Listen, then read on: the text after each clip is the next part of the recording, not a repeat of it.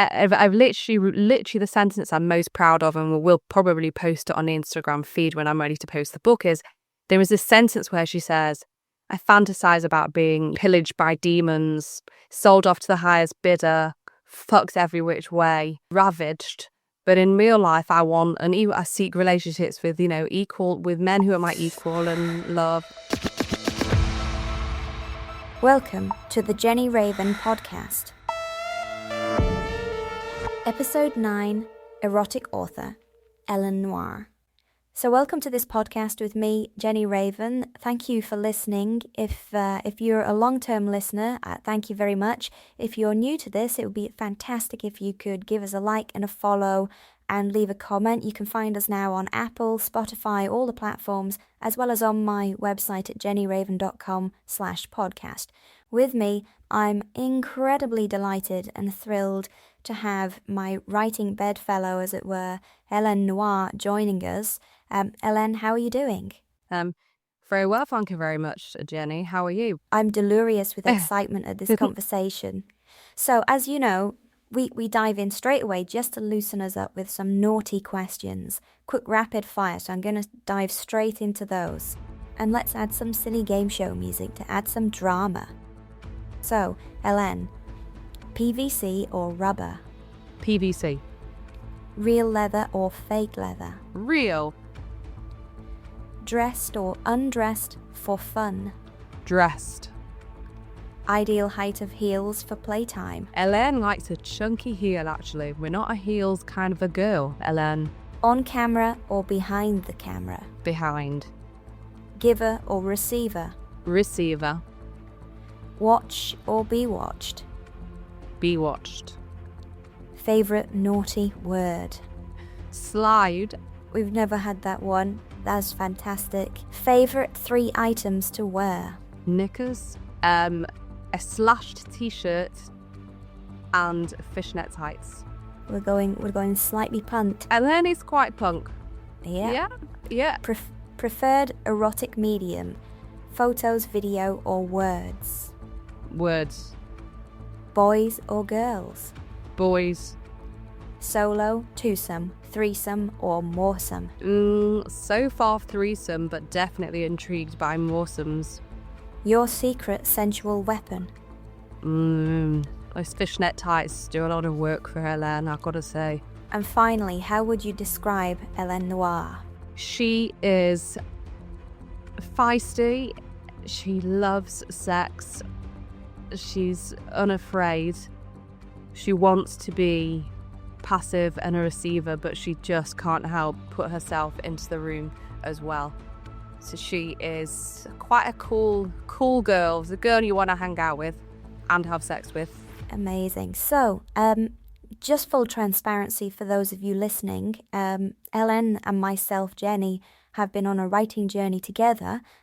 We met some time back and discovered that we both have secret erotic writers inside us, and that began a journey which we'll talk about today.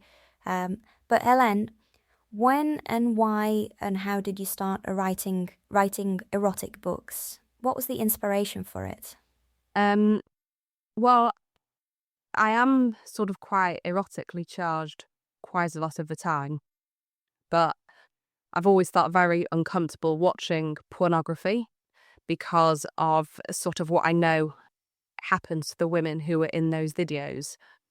And coinciding with this, a number of years ago, I did a writing course with a really good friend of mine, and one of the exercises on the writing course was that they gave us a postcard with a picture of a lady's breasts on it. Or actually, they asked us to bring a postcard, and I selected a picture of a lady with breasts. And she was sort of a French-looking lady with a pixie haircut, looking a little bit surprised that her boobs were being photographed. It's quite a quirky picture. And at the writing course, they asked us to write a story about that picture, and my story was called My Best Friend's Breasts. I have always been obsessed with my best friend's breasts. And it began as a conversation, as a sort of a meditation on my best friend's breasts, and developed into something much more erotic, actually, about what I wanted to do with those breasts. And I discovered as I was writing it, sort of the fun of writing erotically, the joy of writing truthfully about what I thought about my best friend's breast that I'd never verbally articulated. And then, in turn, the erotic charge that I felt inside me writing erotically. And sort of the three things working in tandem became like pleasurable, creatively exciting, physically exciting, and like a little bit addictive. But I realised that that's where some fun could be had in creating erotic books. That was about 10 years ago, maybe a bit more. I really identify with that description of creatively fulfilling, erotically fulfilling, and physically fulfilling, and it's so exciting to put words down on the page in that authentic way that is true to you, but never said out loud to others. Yeah, that's the thing. There's something. It's like a private communion with the page. And it, when my fingers are sort of flying across the keys, it's like, wow, I'm making music and I'm also turning myself on, and it's like a dance. And it's so liberating to feel honest and true, but also to be having fun with my honesty and my truth. In fact, when I read your first stories, I don't want to embarrass you, but I realised that actually writing erotic fiction can also be quite a literary fun experience, and some of your similes and metaphors are amazing, and it really encouraged me to think in similar ways and to write sort of beautifully, not just to kind of get myself off, but to also write something that was actually a piece of meditative, visual, sensual art. Well, thank you for that, and I am beyond embarrassment, as you know. I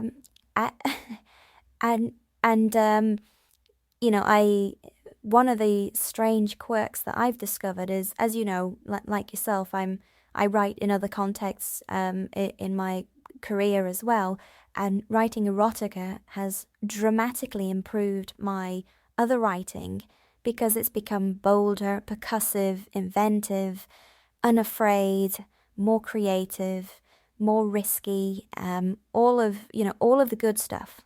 It's the unafraid stuff, isn't it? It's like that's the word that really, really like tinkles my bells. Is that like in my other writings, I'm also, as you know, trying to write quite a serious novel about a family that falls disastrously apart. And the writing in that, the sort of inner workings of the characters in that novel, where their mind goes, has been hugely impacted by me being able to tap into the deep, dark, honest part of myself. And I definitely use that to write a serious novel, but I sort of I remove the sighs and the moans, but the truth, the emotional heart is still there. My niche is, if there is a niche for my work, would be trans lesbian erotica, which may be populated by me and nobody else. But how would you describe your preferred niche? How do you think, what are your readers? How do they, what do they vibe with? Well, look, and I don't think I'm particularly niche. I don't think that what I fantasize about and what I think about is terribly sort of out there. I'm pretty much writing as a straight woman who loves men and sometimes loves women too. Helene is sensual. She's a woman's woman. She loves her best friend. Quite a few of the stories involve her best friend Jude. He's into music. He's a musician, and those like tally with my preferences and likes. And I suppose really I'm writing for myself and I'm writing for my friends. And my friends and me are all literary book clubbers who like to read, think and talk. And you occasionally like to talk about sex and dildos and what it takes to come. So, like, my greatest pleasure, not said in any smutty way, but no innuendo intended, that my greatest pleasure is when a friend says, God, that really got me off. In fact, I've got one couple friends who became pregnant after reading one of my stories, which is probably my highest accolade. But Yeah, I'm writing for straight women, basically, who like it a bit dirty and sometimes like women. So what was the first book that you wrote and published and put on Amazon, and how did it feel when you pressed that live button and it appeared? Well, after battling for hours with Kindle Unlimited and Readsy and all the platforms that help you make these books, the first book that I published was called Room Service, which was actually a sort of advanced version of the My Best Friend's Breast story. Putting it out there was kind of seismic, actually. I mean, I've been playing around with my sort of that story for a really long time, and it just felt really exciting to sort of see it on out there in the world. I have to ask myself, and I do ask myself frequently, and I'm sure every writer does, like, it's so hard to write. Why do we do it? Why do we put ourselves through the pain of writing? Because it is joyful and painful. I'm actually, when I sort of saw my book on the screen that it could be downloaded for £1.79, I just thought, I haven't done this to sell books. I've done this because I've got something to say and I want to be heard. I want to be seen and heard. And it doesn't matter really what form that takes. But actually, I found my form, which is to write. I am quite a verbal person. I'm not shy of saying my opinion, but there's a whole new side of me on paper in those books. And I'm just proud of myself that I'm brave enough to put it out there, for people to read. So it feels good. It's interesting, isn't it? Because I've been watching what's happening on Amazon, and there is a new wave of AI authors who are publishing stuff that's is getting lots of ratings and reads. And for me personally, I don't know what the point of that is. I don't think either of us are doing it for the money. I mean, the money would be great, but the money's not great yet. £8.73 and counting. Yeah, exactly. Anybody who's published on Kindle will know. But it's for the process and the journey and the pleasure and the discovery, and it's creativity is like an itch that needs to be scratched. And I think people who have like high erotic energy, if that's a way to describe it, then that itch becomes maybe a little bit more of a rub and a slide. And but it's really fascinating because I'm sure I've been writing a biography about my life as Jenny, and also my life as my, in this moment, alter ego who is male, and it's really highlighted a kind of distinction between the feminine erotic and the masculine erotic. I don't know whether masculine erotic is even the right way, but it seems to me that porn particularly is driven by effectively let's fuck and every hole's a goal, whereas the feminine seems to be, which is what I really really powerfully feel and resonate with, seems to be, could we just stretch this out for several hours, and tease it and lick it and squeeze it and then walk away from it for a while and then come back, and all of that energy and tension is deliciously building all the way through. I mean, that's really interesting because that's definitely like my personal experience, and it's how I write how Helene writes as well. It's all about the tease building to the final moment, climax. And it's really interesting writing it because it can feel structurally quite boring. So no matter what you do, what scenario you put yourself in, like what location they're in, or we're in, wherever we are, the sexual structure and the erotic structure is sort of the same. And that is an interesting writerly challenge, but interestingly as well, I can't see any other way of doing it. Because as you all know, when you write, if it's not turning you on, it's not working. So how do you square that circle of keeping it literarily interesting for it to remain sexually charged sufficient that it's sort of doing its job for you? Yeah. and also appealing to the readership who are going to be reading, hopefully, quite a few of these books. It's an interesting creative challenge, interpersonal creative challenge. One of the things that's happened for you as well, and has happened for me completely organically, is that repeat characters start appearing in different books. And it's not like you sat down and said, I'm going to create this character. I would create a character for a story, and then I'd write a new story and just go, oh, she wants to be in this as well. Like, she's coming right in, she comes, hello. And that kind of like creating a like Marvel-style universe of characters. It's strange how that's kind of crept up on me, but I've definitely got a roster of 5 specific characters who at least 3 will appear in any given story. But I think that's really interesting, because I think that's a really natural, like, human response to the way to organising our universe. You know, in our own lives, we make friends, we keep them, we see them again, we make decisions about keeping people in our lives in order to narrate what our lives are. And when you're creating a fictional universe with your own fictional characters, the more you write, the more you need to feel like, I'm writing as Jenny Raven, I am writing as Helene Noire. Helene has a very vivid universe. She doesn't exist in a silo. She doesn't just exist in the gym, which is the story I've just written. She doesn't just exist in a bedroom. She exists as a human being in the world. And those people that she fucks in those stories mean something to her. So I've got the Viking, you know, Helene met the Viking under the table. And he just won't go away. He's like her really fun foot buddy, because they had a great time. And so, like, he's there for her, for real. He really genuinely exists, you know, this man. I love that. So you've just mentioned you've just done a smutty gym journey. What is your favorite book so far? That I've written. Oh, for sure, it was Under the Table. Because, well, that is one of my more naughty episodes. Helene Noire's books are written very much in a confessional style.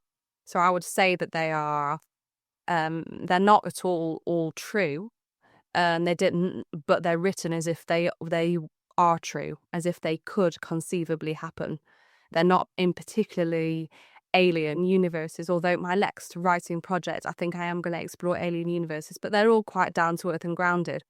And Under the Table is one of the few stories that is actually grounded in absolute fact. And that is something that happened to Helene in real life. A man refused to talk to me at our dinner party. And then during desserts, he put his hand between my thighs and I did not resist. And above the table, there was a conversation about climate change, and beneath the table, for sure, my climate was changing. I was naughty. Yeah. And that beautifully leads into one of our dirty little secrets, which isn't really that dirty or a secret, but we've developed a habit of meeting up regularly and writing our stories and smut in semi-public places where everybody else is doing spreadsheets and accounts, and we're hunkering down writing the most filthy of sentences. Yeah. That's really fun. I mean, that, you know, again, it's all part of it, isn't it? It's sort of writing in a partnership, encouraging each other to go deeper, darker, further, occasionally offering sort of critique on each other's writing, seeing my writing through your eyes, you seeing your writing through my eyes, knowing there's a professional relationship between us. It adds, it drives me on. If I need a drive, I'll go, oh yeah, just think about Jenny. Yes, that makes me want to go further. Because it just encourages me, like, you're doing it, I've got to do it too, as a sort of competitive thing. And then sort of doing it in public is, it feels naughty, and also it keeps it fun. You know, it's fun to do this stuff. Like you say, we're not doing it for money at all. The money is lovely, but that's not why. We're doing it because we have to. But also, there's something a little bit shameful about needing to do it. You know, because sex is so not spoken of really in this way. Tis a dirty little secret. And so I guess there's a part of me that thinks doing it in public with you keeps it fun and keeps the shame at the door, I guess. Just not to get too deep about it, but there is a bit of that for sure. Yeah, and it also gives us the opportunity to share strategies and help each other on stuff where it's just useful to sit next to each other on a laptop, whether that's coming up with new taglines or looking at book covers and focusing all that. Because there's a whole universe of stuff that needs to happen. The writing is one thing, and then redrafting and spell checking and, looking for duplicate words. But then there's the whole, designing a book cover, creating the ebook, marketing it on Instagram, putting it through KDP, let's talk about the dungeon as well, because I've been consigned to the dungeon twice, and you're currently in the dungeon, which is a badge of honor.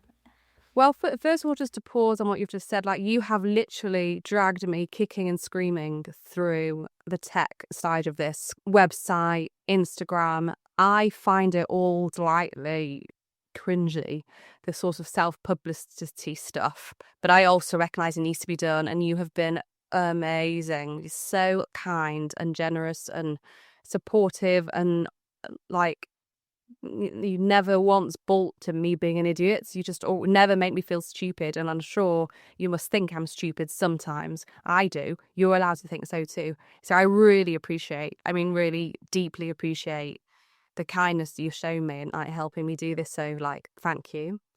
But yeah, it's funny being put in the dungeon. It's kind of like, fuck you, Amazon. How dare you? How dare you kind of impose a ban on my free speech? I'm not killing anybody. I don't even in my story, I don't kill anybody. I don't murder any babies. I don't, engage in anything illegal. So I use a few F words, and I talk about sex a bit. Like, who are you to tell me I can't do that? It's a very strange situation, really, because if you look at Amazon's terms and conditions, they're pretty prescriptive, and like erotica is pretty much banned, while simultaneously being this massive genre that they've even got they've got a section for when you upload to Kindle. So they know, so they've got these very arbitrary, unwritten rules about what is and is not. But I think broadly speaking, it's a combination of the artwork, the title, the tagline. I think obviously if the content cannot be illegal or, very morally dubious, and this morally dubious for very open-minded people. So we kind of know what we're talking about there. But I think probably most of the time it's artwork, and I don't think AI is doing it. I think human people are looking at it, and if you get, somebody who's not had their coffee, they may feel a bit grumpy, because I've literally just hit resubmit, and it's been taken out of the dungeon. I wrote a blog post on JennyRaven.com about the dungeon and how to get out of it. But there are tools online that you can check whether you're in it. Because your books just won't come up in a search. I tell you what, though, interestingly, I really appreciated the opportunity to go back afresh into the book and re-edit, and I read it out loud slowly. I trimmed away some of the fat. I improved on some of the sentences. It was actually, I was kind of pleased to have the opportunity to do it. So, in a strange way, thank you, Dungeon. It's been really, really interesting writing this one I'm about to kind of publish that's set in the gym, because I made a decision to keep it fresh. I was going to make it location dependent. So the whole thing happens in the gym. And actually it does wonders for your metaphors. Her nipples are as hard as dumbbells, and the equipment is like a torture chamber, and I make a joke about how I always thought a gym looked like a torture chamber. I never thought it'd be used as my own. So I've kind of had a lot of fun writing it because it's location specific. So much fun that it's made me laugh so much as I've been writing it that maybe it's not even that erotic, but like, God damn it, I'm going to publish it anyway because it does it for me. But one thing that I've been toying with is to work my way through the Amazon categories as a way of kind of like confining the story and sort of limiting the stories, but also as a kind of creative challenge. So, there's action and adventure, adaptation, alpha male. These are the categories. It's crazy. Billionaires and millionaires, enemies to lovers, fantasy, firefighters, mafia romance, police, rock star romance, Western frontier. Can't wait to write that one. Just cowboys and horses action. So I think I'm gonna like work my way through that list, and then when I look at that list, what's the one I'm excited about writing? Yeah, it's definitely sci-fi and aliens with lots of hands and fingers sliding around, and adaptation. I've got to think of a book to adapt. I think that's quite fun. I think that was quite a fun challenge. So that's kind of how I keep it interesting. Then when I've done a few of those, I think I might try and write a novel, a naughty novel. And do you have a writing routine? Yes. I basically write this as a warm-up. So I get up, I kind of I bloot. I can't write in my pajamas. I've tried. It just feels too slovenly. But I sit in the same spot every time, and I write for an hour, the erotic short story. I might draft one. I might just tinker with what I've written before. If I'm starting afresh and I've got an idea in my head, I can probably write 2,000 or 3,000 words in an hour. They're not necessarily good words. It's full of spelling mistakes, but I literally vomit it out and can get a lot done. Then I might go away for a bit, think if it's sort of turned me on as I've been writing it, be normally quite pleased with myself that I've got it out. Then I will move on to my serious literary novel, and then try and do 2,000 words of that a day. So on a good day, ideally, that's the routine. Of course, children, life, my mother, knock at the door. But when I'm settled into a routine, that is the routine. Yeah, I mean, I have, it's always, for me, the challenge is just finding the time and then sustaining through, 2,000 words is a lot for me because, like you, it becomes overwhelmingly erotically charged and it's hard to kind of like not enjoy it. But that's, for me, that's always a good sign that, that leads nicely into the next question about some people read my stuff and go, yeah, okay, it's great. But then other people have a really profound and deep connection to it. And I think it's because I'm in the trans niche, I suppose.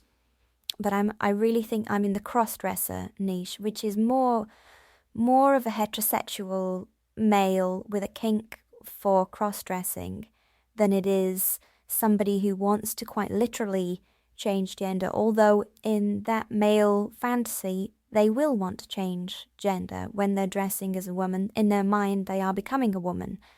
I try to write from that place, and on a good day I will get 2,000 words.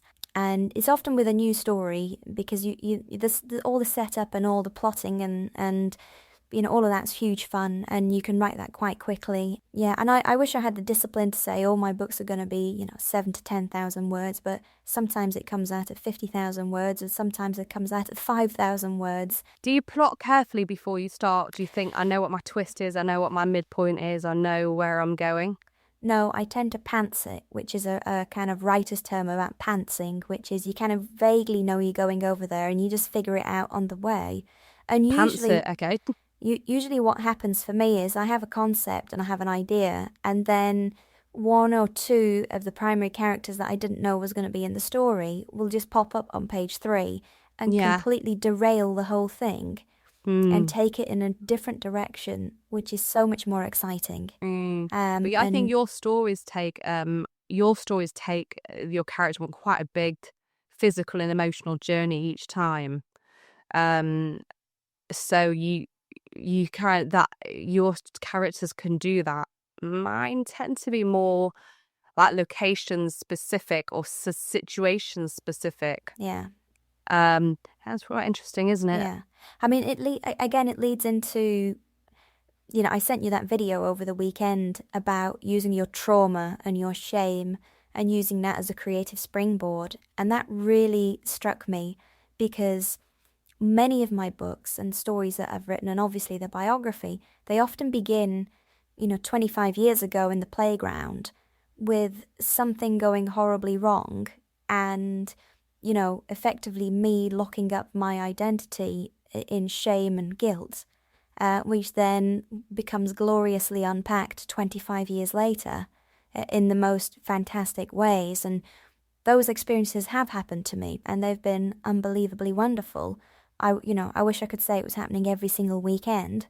It's not, but, with the help of Jenny Raven, at least it's happening in my head. And but I do love going back to, the 80s and the 90s to relive and re-examine those periods. But like you said, it gives me that ability to take readers on a big arc, because you can see the genesis of the shame and the guilt, and how that gets unpacked and is elevated and celebrated and becomes an amazingly powerful, sensual, erotic experience. And I think, again, coming back to both the readers and that video that we watched, it's like that's why some people go, because they don't have that history.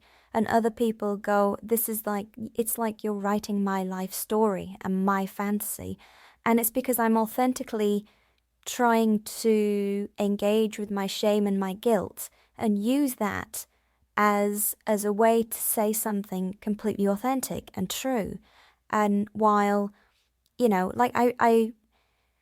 very, it's difficult to kind of like confront and face up to it. And, with all the women in my life who I've shared any part of this, like one of the things I try to say early on is, please don't ghost me, but please don't go quiet, because in that moment, my brain just goes back to that 11-year-old boy going, oh my God. And, when I sent you my first story, because I went in pretty at the deep end and said, read this one, it's pretty extreme. I did read it really quickly though, didn't I? You did, and you came back really, really quickly, and you came back with a really lovely message. And I went, oh, thank God. Because, you're always running the risk, and you know this as well from your friends. You can send them a story and they go, oh my God, I'm never going to speak to you again. Yeah, it was interesting that thing we both watched, because I thought about writing the shame, and I've never really written about my shame or where my shame begins. But and I don't know if I ever will, honestly. But I know that I have what remains from that my trauma is my sexual voraciousness, and then also a shame that I feel about my sexual voraciousness, which is why I write under a different name. And I did share, I've told a few friends that I write, but I haven't told anybody what my pen name is. But because I don't want my friends to know. I don't want them to read my confessional Helene Noire stories, which some of them are based in truth and some of them are completely made up. But it's like, basically spreading my legs and showing them my pussy is how it feels when I'm writing it. But there was one friend in particular who begged me to share. And so I did. Thinking safe space, safe space, safe space. That was 3 weeks ago. She hasn't responded. She's a good friend, a really good friend. And I feel quite gutted. And I feel like I've shown her my vagina and she's gone, ew, gross. And I haven't, but I have definitely, taken on a journey of being lipped, fucked, sucked, stroked, slipping around on everything else. And she has not enjoyed the party, She left the party early, and I'm desperate to say, well, did you read it? Give me even if you hated it, tell me why. I'm curious to know. Like, any criticism can help me improve, even if you've hated it. Tell me. So yeah, it's been an interesting. That one's been an interesting thing. I hope it doesn't stop me from sharing again. But there is definitely a relationship between me and Helene. It doesn't sit entirely comfortably. It's because of the shame. Yeah. I gotta say, I would have way less patience. 3 weeks is. Oh really? Yeah. But you'd have messaged. I would have messaged like within 24 hours. But again, I think what we're exploring here is a wider issue of not gender politics really, but just how genders occur in the world. As a man, I'm used to getting nothing back at all, ever. And I think women tend to experience that less in the sexual marketplace. If you make an approach to a man, it would be more likely you would get a response, either a yes or a no. But for me, from my personal experience, I don't want to talk for all men, even though I do think it's pretty universal experience. It's just more challenging because you tend to be the person kind of making the approach, and therefore you're more vulnerable to rejection or silence. And that's why at a tender age I was quite hurt by some interactions with some girls, and it left a very, very deep scar that I don't think I ever fully recovered from, and that was part of the genesis of Jenny. That's why, I recognize I have a kind of trauma response around this. So I tend to kind of check out who I share. I have a gut instinct. I've got a very good gaydar now. When we met and started doing, work together, nothing to do with erotica, and very quickly, I don't know how, but I picked it up, and I asked you a few questions, and you asked me, and I was like, stand over here in the corner of the room, and then we just kind of whispered like, hey, there's this thing, and before we knew it, it was like everything was out on display, and it was gloriously celebrating. No, it was. It was like, get your boobs out. Exactly. Come on, I'll share yours. You share mine. I think, I think it was. I think you overheard me having a conversation with one of the other women there who was just like banging on about her relationship with a man who was quite a lot younger than her. And there was this whole kind of discussion about sex and sexuality and parties and sex parties and that kind of stuff. And we were having a weirdly, in the way women sometimes can do, just pretty much jumping into bed with each other conversationally, going there openly. And you just happened to catch part of it, and your little spidey sense went, interesting. That interesting. Yeah, that's an interesting time. What have been the high points of your journey so far? I suppose like actually wrapping my head around the tech side of it, and setting up you set up the website for me, but the Instagram page, and sort of putting myself out there as a writer of short stories and erotic fiction, being able to define myself as a writer because I am writing and I'm putting it out there for people to read and love or hate if they so choose. That has been incredibly empowering, and I would say a little bit grounding as well. I feel like I've put my feet firmly in the world in the way that I now want to be, and it's created a bit of a shift in my worldview. I think I'm kind of doing it. I am a writer. It's a nice identity to have, age wherever I am. So that leads quite nicely into the next question too, which is, I sometimes phrase this as, what mistakes have you made in your career? But maybe a better way to phrase it would be, if you could do it all over again, how would you do it differently? It sounds ridiculous. I don't always go, right, here's the goodie, here's the baddie, here's a plot twist, here are some subplots. I don't always think strategically about how people want to read this stuff. And when I'm looking now, I'm following a lot of the writers who I admire. They really play to the tropes, the MMF and the strong female SFL and a strong female lead, and all of these kind of tropes are what people want to read, what the readers of this stuff want to read. They want to read a strong man who's burly and doesn't speak much and who is murderous, but he would kill for her, and I don't really like writing those tropes, and I have to do it. I have to find a way of writing them my way. And in my writing so far, I'm still avoiding it. But in my new challenge of kind of writing in these genres, romance, sort of what action, adventure, adaptation, alpha male, I want to try and write more for the market that's reading them. And the market wants these kind of tropes. It's not meant to be high-end literary, philosophical, deeply provoking stuff. Although I've just finished reading Nevessa Allen's book called Lights Out, which is brilliantly plotted and thrillingly written. Interestingly, I didn't find it erotically. It didn't do the trick for me erotically, but I still really enjoyed reading it because it's like a proper story. But there's a goodie and there's a baddie, and We know who the hero is and we know who the villain is, and she turns it on its head, and it's just really cleverly written.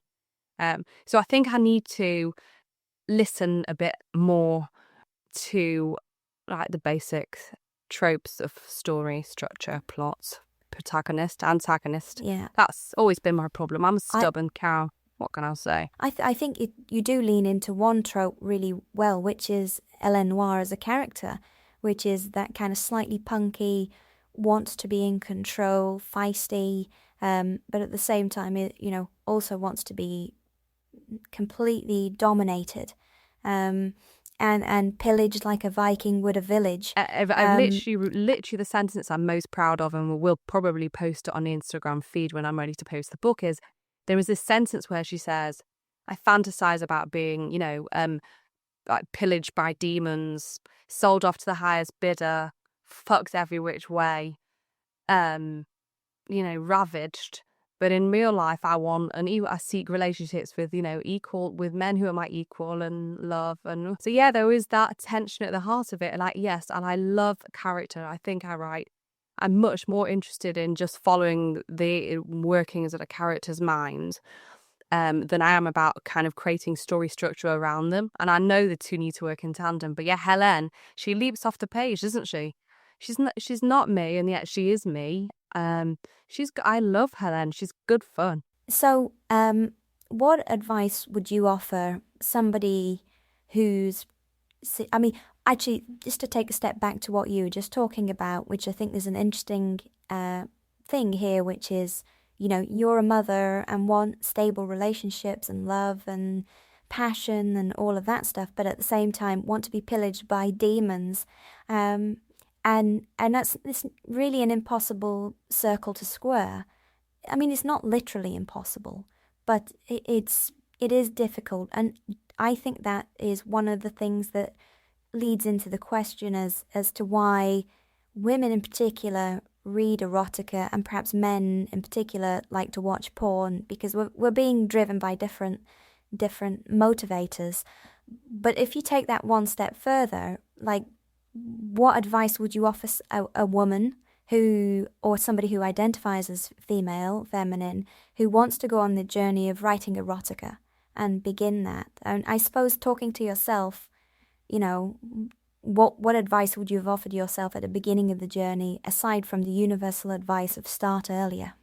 Well, you know what? It's just the same advice that you'd give to any writer, I think. And actually, I actually just finished reading Stephen King, book on writing, and I would sort of say to any writer, read that, because he is the king. I've always loved Stephen King's writing. I've read almost all of his novels. I normally take one on holiday with me every year.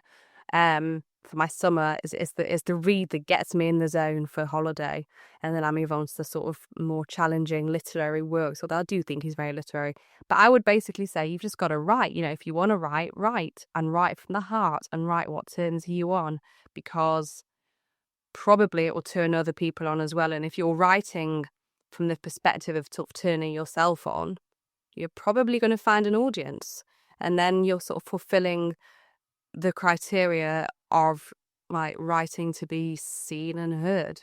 Well, what would your advice be? Well, I think you kind of nailed it, really, because it's about connection, isn't it? It's like you and I have got a very safe connection where we can safely express ourselves and not feel judged, and can feel supported and not have any worries of weird entanglements. And I think that's a similar dynamic with readers as well. So you're kind of going, let me open my brain, my heart, my subconscious, and, allow people into the kind of dungeon of my erotic creativity, and come and get strapped to the chair and see what the hell happens. I think, you know what, actually, it just reminded me of another, because it's sort of in you saying that, we've admitted to each other that we don't find each other's sort of erotic world erotically exciting. So you don't get turned on particularly reading my stuff, and I don't particularly get turned on reading your stuff, but I don't identify as being a male cross-dresser, and I don't want to, even if I could identify as being a male cross-dresser and put myself in the male perspective, I don't. You definitely you're a cross-dressing, trans, lesbian, lover, and these are all categories, these are all words that don't trigger it for me, really. And mine, the straight, female, fucking, but hunky men, does not do it for you either. And actually, even knowing that makes it very safe for you and I to work together, because we can still respect and appreciate each other's writing. But actually, what has also been brilliant for me is to read other people, is to read other people's writing, and discover what does turn me on.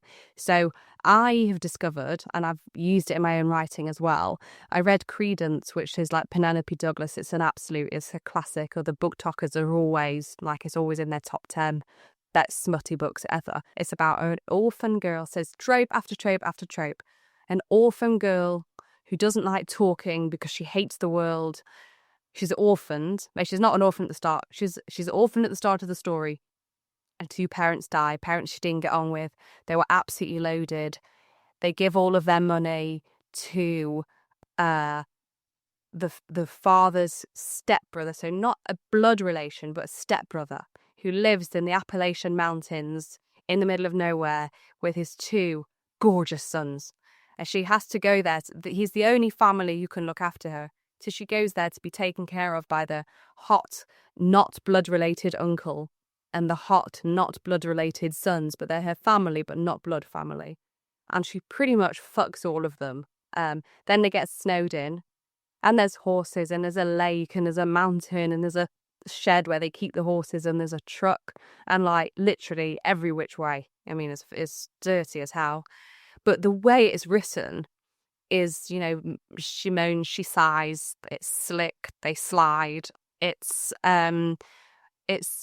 dirty, but it's loving. It's dark, but it's sensual. It's restrained, and sometimes it's, it's abandoned. There's abandonment. She's wanton, but she's a good person. So it kind of allows you to identify. It's written in a way that you're allowed to identify with her at any one time. She's not overly sexy, she's not. So I think this is an interesting difference between how men write and how women write. I'm not turned on by a woman wearing heels. That's a male fantasy. And in Credence, the girl, she wears jeans and trainers, and they love her. These men love her because they see through the trainers and the jeans. They're not interested in the trainers and the jeans, which are inherently unsexy. What they love is her mind, her soul, her body. They want to possess her. And that's kind of erotic. That's what women, I think, that's what this woman writing, me, pointing to myself, that's what I want, a man to love me in spite of my scuzzy jeans and dirty hair, to be desired beyond anything, that someone would do that for me, beyond all of that. And that's what I'm really turned on by, and that's how I write. And I discovered that I was particularly turned on by all those ideas collectively by reading Credence, and then conversely reading Lights Out, which I thought was a brilliant book, but did nothing for me erotically because she doesn't play on those tropes. So I learned a lot about how to write by reading others. And I think that any writer in the whole of the world, even not a writing erotic fiction, would tell you that too. Right. I mean, what you've really touched on there is an interesting kind of observation that I've had. I mean, I think you're number 8 in the podcast queue, maybe 9 or 10 actually, because I've got a couple more that are in post-production. And many of the people I've done podcasts with have been cross-dressers, and with the exception of one person, everybody's shown up as their male counterpart, partly because I think it requires a certain amount of logistical skill just to operate a podcast. Like if I came in fully Jenny now, my mind wouldn't be on the levels and making sure the audio doesn't drop out, all of that stuff. And in my practical real life, the kind of woman I'm attracted to is the jeans and a t-shirt with, dirty fingernails, who will pick up a crate and carry it across the road with me and let's go challenge the world. But I like to cosplay into Jenny Raven. And cosplay, even though it's not the same word as cross-dressing, I think they're almost exactly the same thing. It's just the context is different. Cosplaying is you go to a convention. cross-dressing you take into the bedroom. And, then that opens up a funny question, which is Jenny Raven cross-dressing as a male person? Or is the male version of me cross-dressing as Jenny? And, when I am fully Jenny and in that place, yes, she would be cross-dressing as a man. And so it's a really interesting distinction, which is who do we fall in love with? And yet we have these fantasies. And I think the healthy thing to do is find a way to explore and exploit perhaps isn't the right word. Explore and fully play with the fantasy. Whether you can do that physically in person with another human, that's amazing. And if you can't, then writing it and reading it is a healthy, way to stimulate the bean in the same way, because it's not reasonable. Reasonably, I can't say to my partner every 3 nights a week I want to open my Pandora's box and get my 6-inch pink glitter heels out. No, and you wouldn't want to anyway. It's quite a faff, but it's also more fun as a treat. But also in a relationship, it's so interesting, isn't it? If you're in a committed relationship, once you've done it, you're exposed. That's it. They know forever that you like, I don't know, Helene's thing, or I'm trying to say without really exposing my true desires. But I wouldn't, when I've been in a long-term relationship and been asked to share my fantasy, and I have shared it, it's so exposing because it's just going to be there between you forever and ever and ever, which is great because then you get to have it fulfilled. But then as soon as a desire is fulfilled, is it quite the same again? It doesn't hold the same illicit quality, does it? And actually part of the illicit quality is what makes it so sexy. So you're stuck in this bind, aren't you, between like really, really wanting to play out the thing that you really, really want desperately, but also the minute it's done. The charge is gone. And you want to share everything with your partner because that's intimacy, and intimacy is beautiful. But also then it's a burden that you've both got to carry. And as you know, I've just started seeing somebody I really like, and he knows about Helene. He knows about Helene. And there's a weird thing, like he's very respectful. He doesn't sort of talk about it. It would be very easy for him, and I wouldn't blame him, or they'll be irritated by it, if you went on about it all the time and could try to call me Helene and tap into my writing alter ego. I would find it annoying because I'd be like, is that the only thing that's sexy about me? Like, what about me standing here in my jeans and my t-shirt, my straggly hair, my dirty fingernails? So luckily he doesn't do that. But he has asked if he can read one, and I don't want him to. I do want him to see me. I want him to be impressed by me. But once he's read it, he knows. Where's the discovery?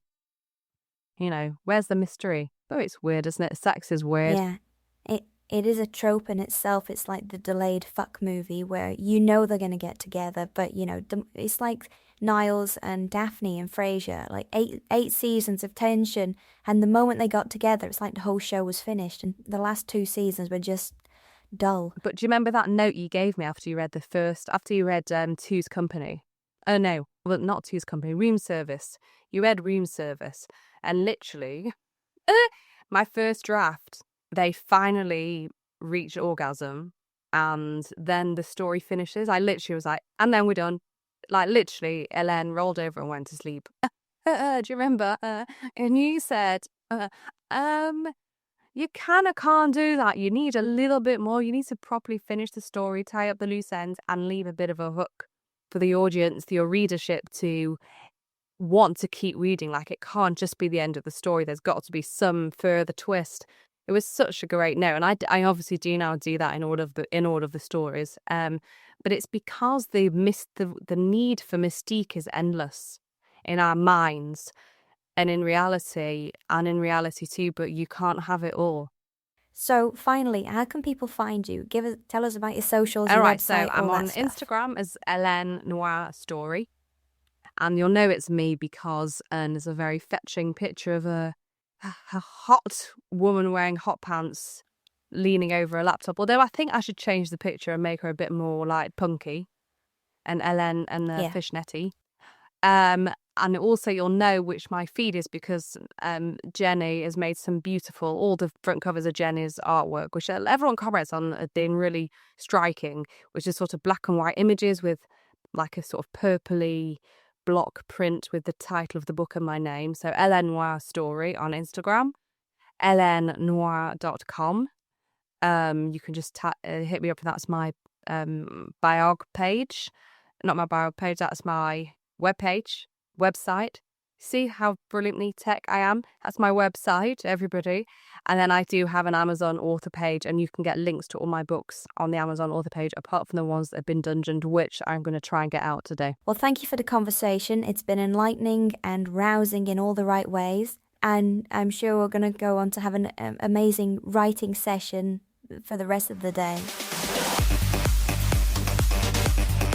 Thank you, girls, for listening to my podcast. I really appreciate you listening all the way through to the end. If you've enjoyed what you've heard, then please consider going over to my website at jennyraven.com and join my mailing list. Then you'll get information about all of my very, very naughty things that I send out on a regular basis. You'll also get access to a couple of my free stories. You can either read them, or better still, you can experience them as an audio journey where I will directly encourage you to dress up for me in your favourite costume and do very, very, very unspeakably naughty things. I can't wait for you to send me photos of that experience with me, so please do join up at jennyraven.com.